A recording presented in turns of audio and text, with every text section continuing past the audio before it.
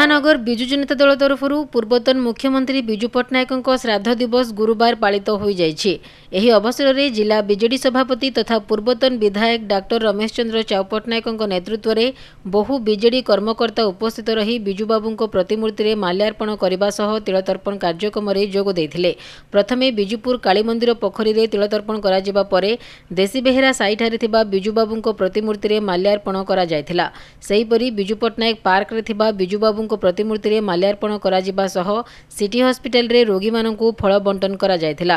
Town hall रे साधारण सभा आयोजन करा सह विजुबाबू नीति और आदर्श नहीं आलोचना करा जायथिला।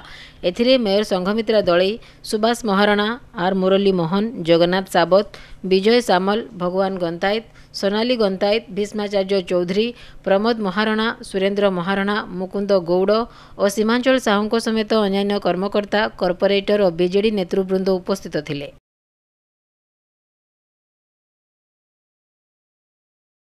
जिंदाबाद जिंदाबाद बीजेडी जिंदाबाद जिंदाबाद जिंदाबाद महिला बीजेडी जिंदाबाद जिंदाबाद जिंदाबाद युवा बीजेडी जिंदाबाद जिंदाबाद जिंदाबाद छात्र देशतम प्रभात पुरुष विजय पट्टनायक तिरोधान दिवस ये दिवस रे प्रथम आसिक आम विजुपुर बंद ठारे तिलतर्पण कलु। तापर देशवारा साई आसिक विद्वान को माल्यार्पण करागला। ता सहित आजकल आसिक बरपुत्र मानकर महात्मा गांधी, गोपबंधु दास और विजुबाबू माल्यार्पण करागला। ये विजुपट्टना पार्क रे माल्यार्पण करागला। आज प्रभात पुरुष भूमिपुत्र ओडिया अस्मितार प्रतीक पूर्वतन मुख्यमंत्री तथा विजु जनता दलर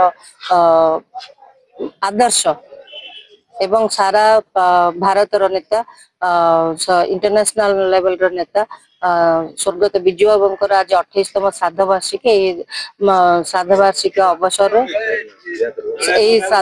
अवसर आज आमे माने ब्रह्मपुर प्रति जगह जो प्रतिमूर्ति अच्छी से माल्यार्पण करा जायतिला।